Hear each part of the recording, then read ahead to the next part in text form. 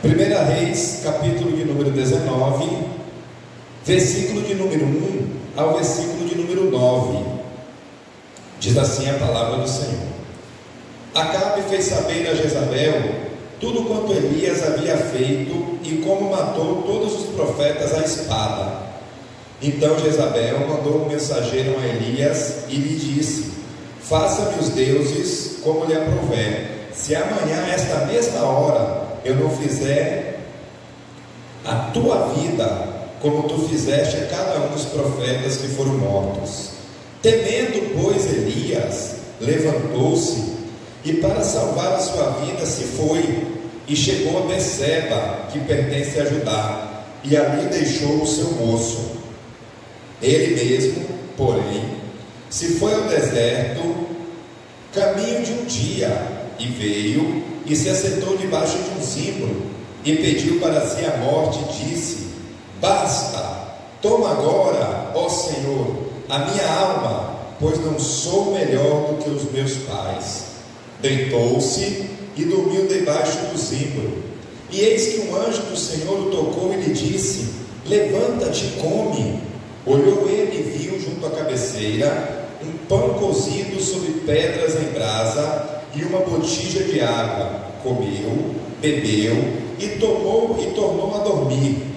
Voltando uma segunda vez, o anjo do Senhor tocou-lhe e lhe disse: Levanta-te e come, porque o caminho que te será sobremodo longo. Levantou-se, pois, comeu e bebeu, e com a força daquela comida caminhou 40 dias e 40 noites, até Horebe, o monte de Deus. Ali entrou em uma caverna, onde passou a noite. E eis que o anjo lhe veio a palavra do Senhor e lhe disse: O que fazes aqui, Elias? Os irmãos podem se assentar em nome de Jesus. Senhor meu Deus Todo-Poderoso, muito obrigado, Pai, pela Tua palavra lida.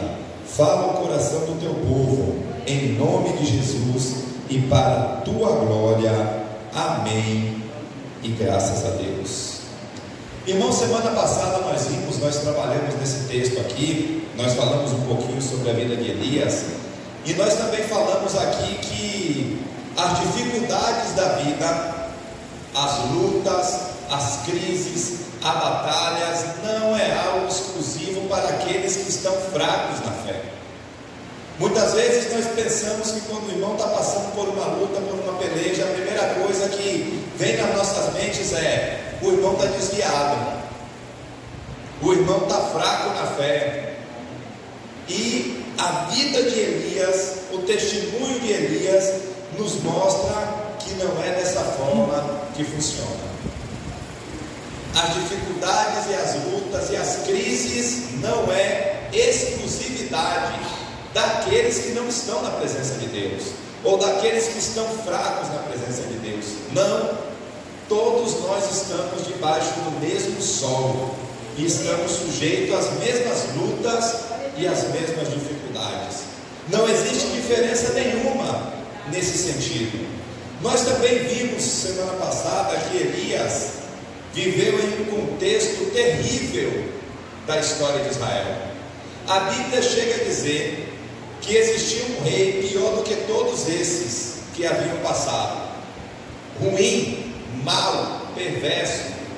E a Bíblia fala que o filho desse rei, Acabe, conseguiu ser pior do que o seu pai e de que todos os outros reis ruins antes dele. Então imagina como não deveria ser esse homem, de tão perverso e de tão ruim que ele era. Eu me lembro também que eu falei sobre o contexto que Israel vivia, um contexto político acabado, um contexto religioso, um contexto espiritual, um contexto sentimental. E para resumir as minhas palavras, e os irmãos vão entender muito bem o termo que eu vou usar, Israel vivia em uma inversão de valores absurda, como nós vivemos no nosso dia de hoje. O que é errado muitas vezes é trazido e apresentado como certo. Israel estava vivendo nesse contexto. Além disso, Israel deixou de adorar ao seu Deus, deixou de trazer Deus como Senhor Todo-Poderoso e estava agora adorando outros deuses. E o nome disso é politeísmo. Politeísmo, quando eu adoro mais de um Deus. E esse era o contexto em que Israel estava vivendo. Outra coisa também que nos chama a atenção é que na cabeça de Elias, no pensamento de Elias, ele estava sozinho, porque o rei Acabe, junto com a sua esposa Jezabel, haviam matado todos os profetas que existiam naquela época. Então, na mentalidade de Elias, ele era o único, ele era o último biscoito do pacote.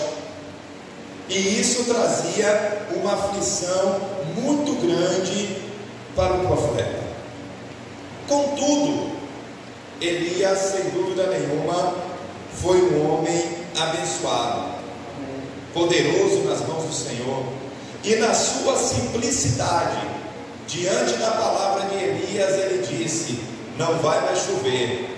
E por 3 anos e meio não choveu.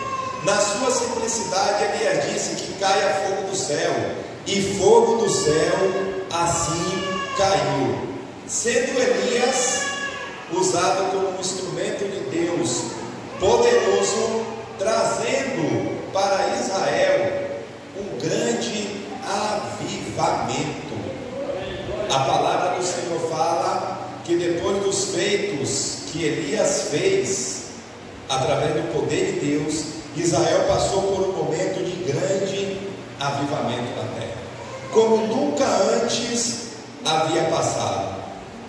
Mas também, logo após o avivamento, a palavra vai dizer que Isaías se encontrava sozinho. Elias, um homem cheio do poder de Deus, usado por Deus, agora olha para um lado, olha para o outro e se encontra sozinho. O texto da palavra do Senhor, em 1 Reis capítulo 18, versículo de número 42, vai dizer que logo depois do grande avivamento que Israel passou, o rei Acabe, ele vai para o palácio comer e beber. Versículo 1 Reis 18, 42. Subiu Acabe a comer e a beber.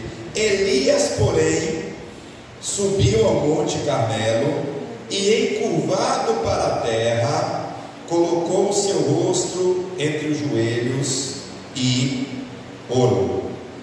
Irmãos, o que nos chama a atenção é a atitude dos líderes de Israel após o grande avivamento. O povo foi embora, cada um para suas casas. O rei, que era o governante daquela nação, parece que não deu importância para nada daquilo que aconteceu. Foi para o palácio comer, beber e tudo normal. Elias, o profeta, vai para o monte orar ao Senhor. E esta palavra aqui, irmão, nos chama muito a atenção, e certamente nós tiraríamos uma excelente mensagem desse texto, porque a palavra fala que Isaías se coloca com o seu rosto entre os seus joelhos, o que os teólogos chamam de posição fetal, em total sinal de humilhação diante de Deus, orando e clamando ao Senhor. Na verdade, Elias está ali orando para que caia a chuva em Israel, pedindo a Deus para que volte a chover em Israel. E Elias orando, em alguns momentos ele chama o seu moço e fala para ele: vai lá olhar para ver se a chuva está vindo. E a palavra do Senhor fala que por 7 vezes Elias faz isso. Chama o seu moço e manda ele olhar se a chuva está vindo. Até que no versículo de número 44, 18, 44, a palavra vai dizer que pela 7ª vez Elias chama o seu moço e fala para ele: veja se a chuva está vindo. E o moço volta com um recado: eu vejo uma pequena nuvem do tamanho da mão de um homem, e este é um sinal A notícia é boa, a chuva está vindo. A palavra ali eu vejo um pequeno punho, na verdade, uma nuvem pequena, mas a nuvem está vindo. Elias manda avisar o rei Acabe e a sua comitiva que eles se apressem para voltar ao palácio. E a palavra do Senhor fala que Elias, correndo, passa a carruagem real e chega no seu destino primeiro do que o rei.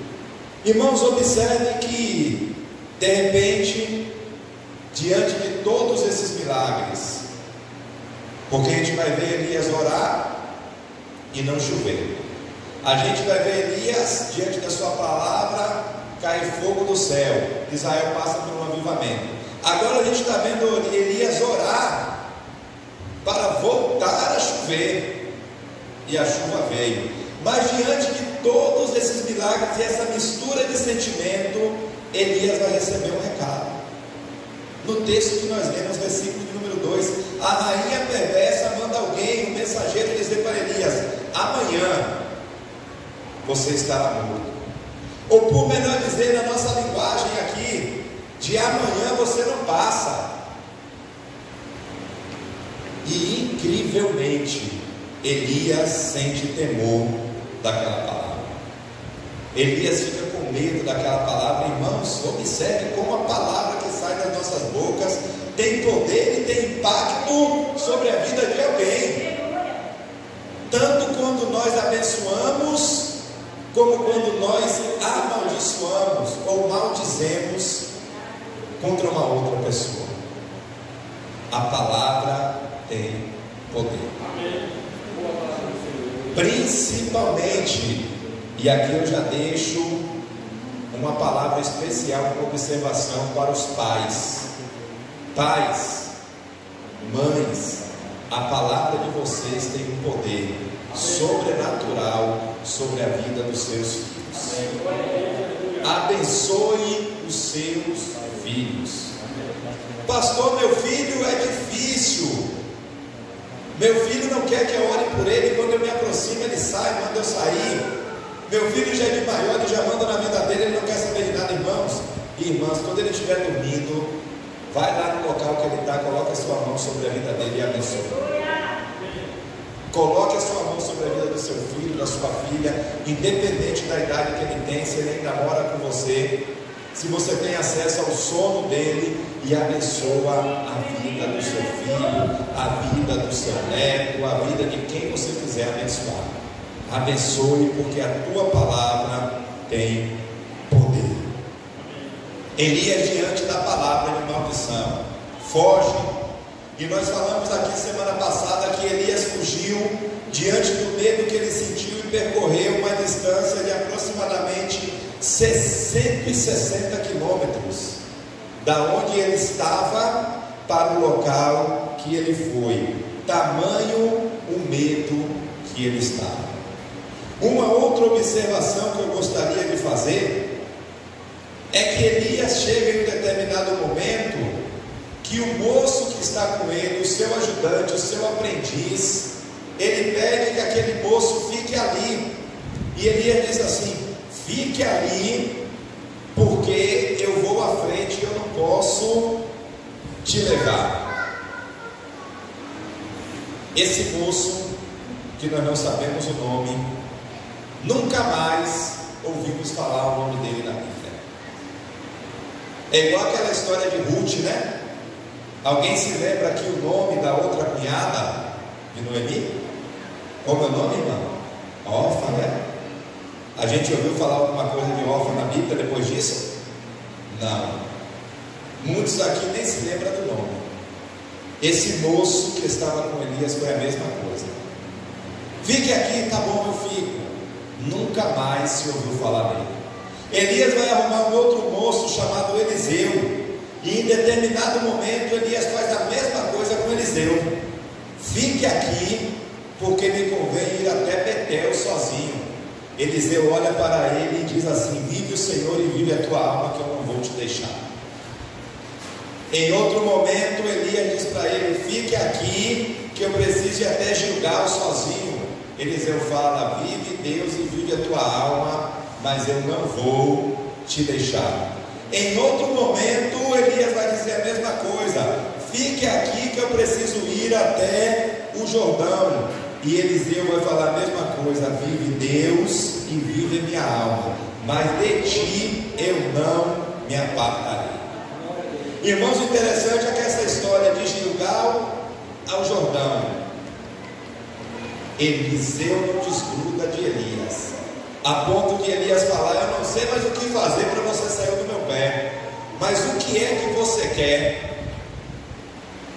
E Eliseu fala assim: eu quero a unção dobrada do Espírito que você tem. Irmãos, a palavra do Senhor fala que Eliseu recebeu a unção dobrada.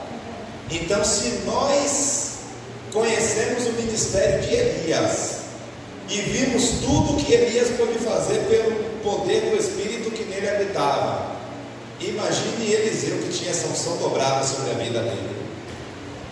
Nunca mais ouvimos falar daquele moço que não seguiu Eliseu, mas Elias recebeu uma bênção dobrada vindo da parte do Senhor. Então Elias agora está no deserto, versículo de número 19 de 1 Reis, capítulo de número 19, versículo de número 4. E aqui no deserto agora, a partir desse versículo de número 4, Deus vai começar a tratar com a vida do profeta. Profetas, homens de Deus, mulheres de Deus, líderes de ministérios, não tem diferença. Todos nós precisamos do tratamento de Deus sobre as nossas vidas.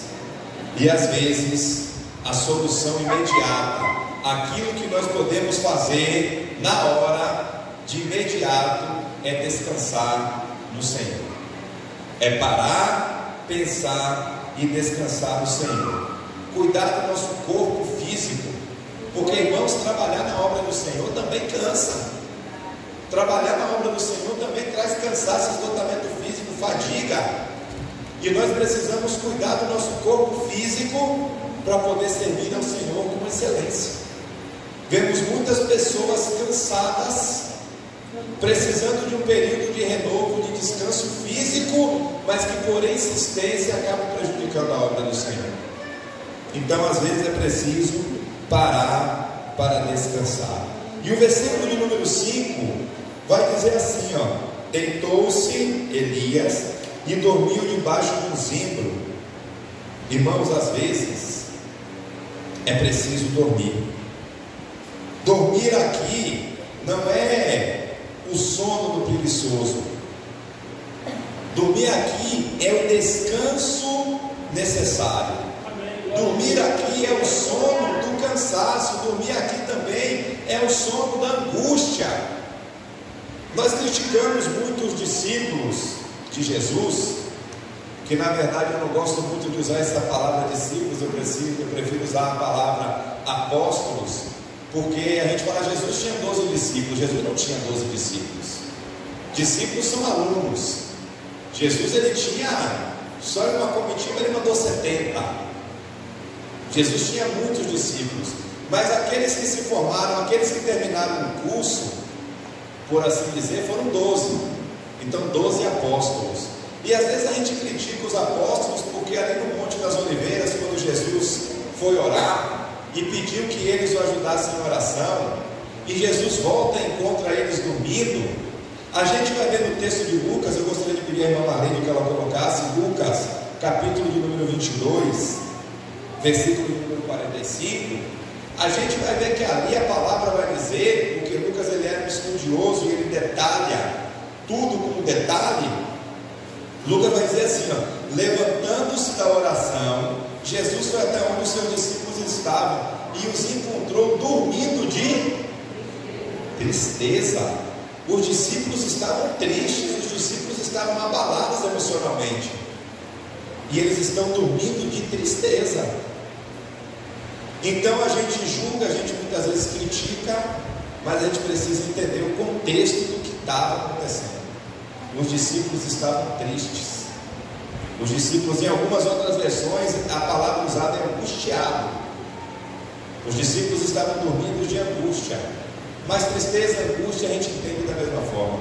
Então, irmãos, às vezes o sono é de cansaço, a opressão espiritual que é grande.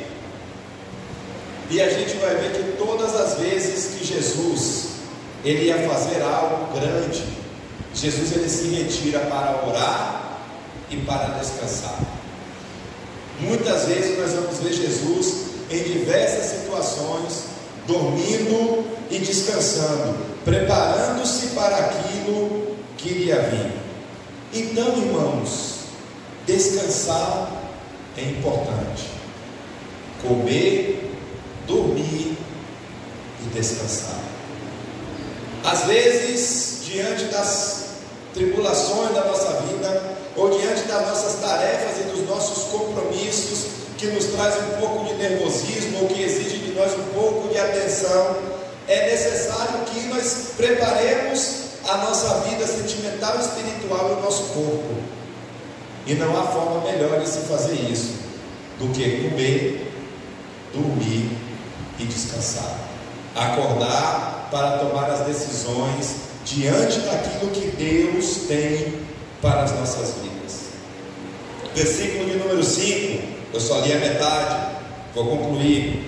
Eu li só: deitando-se, dormiu debaixo de um zimbro. Continuação: e eis que um anjo do Senhor lhe tocou e lhe disse: levanta-te e come. Irmãos, na Bíblia, eu só me lembro de uma outra pessoa que foi tocada pelo Senhor. Ser visitada pelo anjo, tem várias, mas serem tocadas por um anjo, me perdoe, tocadas por um anjo, que foi Jacó, quando a Bíblia fala que ele foi tocado na coxa e desconjuntou a coxa dele, não é verdade?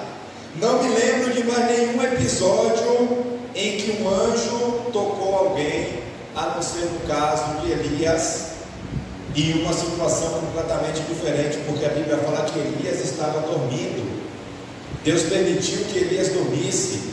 E imagine um anjo chamando Elias: Elias, acorda, Elias.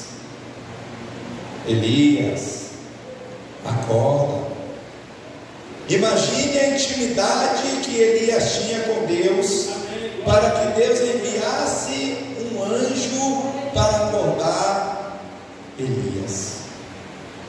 Elias, irmãos, não consegue se levantar sozinho. Elias está fugindo da morte. Elias está com medo, com o coração acelerado, com a adrenalina em alta, precisando de ajuda. E existem pessoas que não conseguem se levantar sem ser ajudadas por alguém. Talvez Deus não envie um anjo, mas talvez Deus envie uma outra pessoa para te ajudar, para te dar um conselho, para falar assim: olha, levanta, vai para a igreja, volta para o Senhor, vai para o culto de oração. Teve uma pessoa que chegou para o pastor e disse assim: pastor, estou cheio de problemas, quero conversar com o Senhor. O pastor falou: já sei, irmão, eu conheço o seu problema. É mesmo, pastor? Deus lhe disse, irmã. Deus lhe disse o seu problema. O seu problema é que a senhora não está vindo no culto de oração, não está vindo no culto de doutrina e não está vindo nos cultos aos domingos. Eu só lhe vejo aqui quando tem festa. Esse é o seu problema. Foi isso que Deus mandou lhe dizer. Está dando risada, né, irmã Sandra? O negócio é sério. Irmãos, precisamos ser íntimos de Deus. Precisamos ter intimidade com Deus. E às vezes uma pessoa está pegando na sua mão e está dizendo: venha, vamos à igreja, vamos ouvir uma palavra, vamos orar um pouquinho, vamos nos aproximar de Deus, vamos andar juntos. E a gente não entende isso como uma resposta vinda da parte de Deus, porque o que a gente quer muitas vezes é ver a bola de fogo descendo do céu e destruindo os nossos opressores. Muitas vezes a gente quer abrir o aplicativo da nossa conta bancária e ver aparecer lá alguns reais a mais. E muitas vezes Deus está dizendo: eu quero ser próximo de você. E Ele envia alguém para te fazer um convite, Ele envia alguém para te falar da parte de Deus. Porque, irmão, deixa eu dizer uma coisa, e eu te falo por experiência própria, e talvez muitos dos irmãos já tenham passado por isso. A gente não resolve os nossos problemas afastado de Deus. A gente não resolve as nossas crises, as nossas desilusões, as nossas lutas, as nossas pormenores coisas afastados da presença de Deus. Ninguém serve a Deus de casa. Pastor, estou servindo a Deus de casa. Não existe isso. Pouco a pouco está se afastando mais da presença de Deus. Servimos a Deus na comunhão e na união. E a palavra vai dizer que é na união que Ele libera a bênção. E a palavra de Deus vai dizer que o que é ligado aqui na igreja, isso é ligado no céu. E Deus trabalha na união dos irmãos. O anjo chama Davi, o anjo chama Elias, e ele se levanta, e ele vê o pão cozido sobre a brasa. Irmãos, isso aqui é intrigante também. Pão cozido sobre a brasa. Em brasa a gente vê coisas assadas, não é verdade? Tostadas, cozido. O que a gente entende aqui é que o anjo já trouxe a comida pronta. O fogo só está aceso, a brasa só está ali para deixar a comida como? Quentinha. Sempre quentinha. Irmã Sandra cozinha lá no restaurante que ela tem, acredito eu que cedo, e aí a comida fica lá quentinha, né, irmã? Toda hora ela está esquentando, né, para quando o seu cliente chegar, está lá quentinho. Quem tem fogão a lenha também faz isso, faz a comida e deixa lá só aquecendo. E é nessa condição que Elias acorda e vê a comida ali quentinha sobre a brasa. O pão do céu que desceu para alimentar Elias. Deus está tratando Elias no deserto. E tem água também. Ele olha para o lado e vê uma botija de água. Então Elias, ele tem o pão ali para lhe dar força, para lhe dar energia. E ele também tem a água que traz o renovo, que traz o refrigério, que mata a sede. Irmãos, muitas vezes Deus tem nos alimentado, Deus tem nos dado renovo, Deus tem nos dado refrigério, Deus tem nos dado forças para nós vivermos neste mundo perverso de inversão de valores.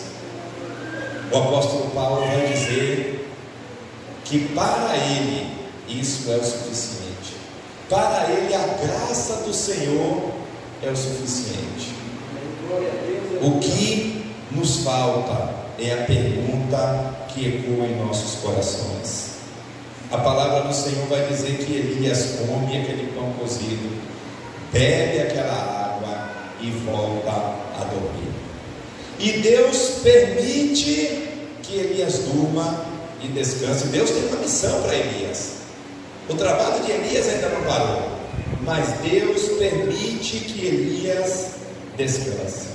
O interessante, irmãos, outra coisa que nos chama a atenção é que Elias, ele não está preocupado com a presença do anjo. Elias foi acordado por um anjo. Elias não se surpreende, a presença do anjo não intimida Elias, a presença do anjo também não traz nenhuma euforia para Elias. Mas o que a Bíblia vai nos dizer é que o anjo deixa que ele durma. Ele come, bebe e dorme. Irmãos, Deus entende quando nós estamos cansados. Deus entende quando nós não temos mais forças. Deus entende quando nós não conseguimos mais. E Ele permite que nós venhamos a ter esse momento de restauração, esse momento de renovo, esse momento onde nós vamos recarregar, nos refazer, nos recompor, para nós nos apresentarmos diante dele novamente e dizer ao Senhor: eis-me aqui, usa-me a mim. É preciso levantar, irmãos. É preciso se recompor. É preciso se refazer para nos apresentarmos na presença do nosso Deus. Elias está dormindo, renovando as suas forças. No versículo de número 7, a palavra vai dizer que pela segunda vez o anjo toca em Elias. Elias, acorda, come, bebe, porque o caminho que você vai ter, a caminhada que você vai fazer é longo. E a palavra do Senhor vai dizer assim, para não ficar nas minhas palavras, capítulo 19, versículo 7: voltou uma segunda vez o anjo do Senhor, tocou em Elias e lhe disse: levanta-te, come, porque o caminho lhe será sobremodo longo. O que Deus está dizendo para Elias aqui é: Elias, você não vai morrer. Os irmãos lembram que Elias tinha pedido para morrer? Senhor, eu quero morrer, assim como os meus antepassados. Quem sou eu? Eu não mereço estar aqui. Quem sou eu para estar aqui? Mas Deus está dizendo para Elias: Elias, come, bebe e descansa, dorme. Acorda de novo, Elias, come e bebe, porque o caminho que você tem pela frente é um caminho longo. O que Deus está dizendo para Elias e o que Deus fala para você nesta noite é: não desista. O caminho que você tem pela frente ainda é um caminho longo. Fortaleça a sua vida, se refaça, se renove, se recomponha. Coloque Deus na frente, porque o que Deus tem para a sua vida ainda não chegou ao fim. Deus ainda tem algo para você. Os talentos que Deus te deu não foram enterrados, ainda está com você e Deus ainda quer usá-lo. Versículo de número 8: levantou-se, pois, comeu e bebeu, e com a força daquela comida caminhou 40 dias e 40 noites até o monte Horebe, o monte de Deus. Se fortaleça, porque o que Deus tem para a sua vida pode não ser fácil, pode ser um pouquinho difícil, a caminhada pode ser longa, pode ser 40 dias e 40 noites, assim como foi a caminhada do nosso irmão Elias. Mas saiba que Deus, Ele é contigo, porque Deus, Ele é aquele que alimenta no deserto, o improvável, no deserto, na escassez. Deus é aquele que alimenta, e Deus é aquele que no monte e na caverna Ele cuida dos seus. Amém. Graças a Deus. Boa palavra. Elias viveu muitos momentos especiais na presença de Deus. Amém. Elias viu o poder de Deus se manifestar diante dos seus olhos. Mas o tratamento de Deus com a vida de Elias foi algo muito especial. Amém. Versículo de número 9, a gente vai ver que o Senhor aparece a Elias e ele vai dizer para Elias: Elias, o que é que você está fazendo aqui, homem? Já comeu, já bebeu, já acordou, já cuidei de você. O que é que você ainda faz aqui? Aí o versículo de número 10, a gente vai ver que Elias começa a se queixar para Deus. Ah, Senhor, respondeu Elias, tenho sido tão zeloso pelo Senhor, o Deus dos exércitos, porque os filhos da aliança derribaram os teus altares e mataram os teus profetas, e eu fiquei sozinho, e agora eles procuram me matar. Irmãos, quantas queixas nós fazemos diante de Deus quando Deus nos chama para algo? Mas Senhor isso, mas Senhor aquilo, mas Senhor aquilo outro, e as histórias se repetem.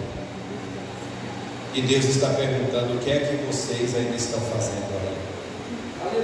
O que é que eu ainda estou fazendo aqui? Sendo que eu mandei que você andasse, sendo que eu mandei que você continuasse. Mas de uma forma bem específica, a palavra de Deus vem a Elias nos versículos de número 11 ao versículo de número 13. quando Elias vai ver um vento poderoso, quando Elias vai ver uma saraiva de fogo poderoso. E vento é poder, mas não é presença. Fogo é poder, mas não é presença. Só que Elias, o profeta do fogo, estava acostumado a ver a manifestação de Deus de uma forma maravilhosa. Elias demora para entender que Deus se manifestou no silêncio, na voz mansa e na delicadeza. É dessa forma que Deus vai se manifestar para Elias. E a manifestação de Deus para Elias vem através de uma ordem que está no versículo de número 15, quando Deus vai dizer a Elias: vá, volta ao teu caminho para o deserto de Damasco, e chegando lá unge, leve a unção a Azael, que é o rei da Síria, a Jeú, que é o filho de Nissim, e você ungirá sobre o rei de Israel, e também unja a Eliseu, e você ungirá Eliseu como profeta em teu lugar. Observe que o ministério de Elias, dentro daquela caverna, vai ser ampliado para o ministério fora dos domínios de Israel. Elias vai ser um profeta globalizado agora. Ele sai de Israel e vai para outros povos. E o ministério de Elias também é promovido. Deixa de ser apenas um ministério de profeta, e Elias agora passa a ser também sacerdote do Senhor, porque ungir era uma função sacerdotal. E Elias agora, além de ser renovado pelo Senhor, ele é promovido para ministrar o Evangelho, para levar a palavra, para levar o poder a outros povos. E tem mais, irmãos. Deus ainda vai surpreender Elias. Lembra da queixa de Elias no versículo que nós lemos, de número 10? Deus vai dizer: Elias, e para responder a sua queixa, deixa eu te dizer uma coisa, você não está sozinho não. Amém. Tem mais 7.000 que eu guardei, não era 1 nem 2 não, mais 7.000. Eles mataram 400, tem mais 7.000 que não se dobraram os seus joelhos. Amém. Muitas vezes nós pensamos que nós estamos só, mas deixa eu te falar uma coisa, meu irmão e minha irmã, tem muitas outras pessoas orando pelo mesmo propósito que você. Amém. Tem muitas pessoas que estão te ajudando nessa tua batalha que você está passando em oração. Como eu disse, fiquei feliz em saber que muitos irmãos e irmãs, desde homens de Deus, pastores de igreja grandes, a pastores de igreja pequenas, a irmãos que sentam no banco, que são ovelha, que dizem: estamos ou estou orando pelo teu propósito e pelo propósito da igreja lá na cidade de Paulo Afonso. E desta mesma forma, irmãos, eu gostaria de te dizer que tem muitas pessoas que você nem imagina que tem orado pela tua causa. Recentemente eu falei com um irmão e disse para ele: irmão, vivemos em um mundo em que as coisas em relação ao tempo é difícil. Os irmãos trabalham o dia todo, os irmãos têm as suas atividades familiares, os irmãos têm as suas dificuldades com o tempo. Mas não pense que você está sozinho. Não pense que porque um irmão não te visita ou não vai na sua casa, é porque ele não te ama. E saiba que ele está orando pela sua vida. E muitas vezes nós nos relacionamos muito através da oração, intercedendo pelos nossos irmãos. Então tenha certeza de que você não está sozinho, e que orações têm chegado a Deus a favor da tua vida. Agora, sabe por que você não enxerga isso? Sabe por que você não vê isso? Porque muitas vezes nós fazemos o que Elias fez. Ele dá ouvido, damos ouvido às mensagens e aos recados das Jezabéis da vida. Você não presta, você não vale nada, você não tem futuro, você não vai chegar a lugar nenhum, você vai morrer. Não está do meu agrado, não é assim que eu quero. Muitas vezes damos ouvidos a Jezabel e nos desconectamos daquilo que Deus tem para as nossas vidas. Mas finalizando esta mensagem, o horário já não me permite mais. Eu gostaria de te dizer que Deus tem tratado vidas, seja no deserto, seja no monte, seja na caverna. Deus tem tratado vidas e Ele nunca vai desistir de você. Amém? Que Deus assim possa nos abençoar em nome de Jesus. Amém. Graças a Deus, e que o Espírito Santo complete esta mensagem aos nossos corações. Amém? Deus